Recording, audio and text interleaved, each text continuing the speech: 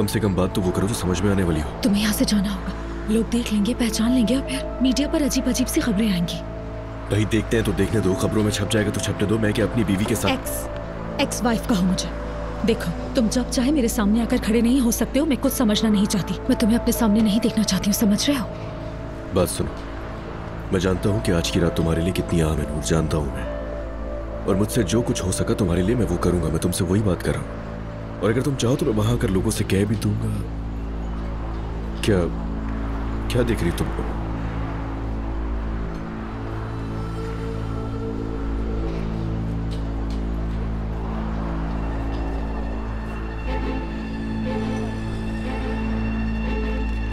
हाँ, मैं तो भूल ही गया था कि और भी किसी की सपोर्ट है। देखो, यहाँ पर कोई तमाशा मत करना, बहुत बुरा होगा अली। कौन?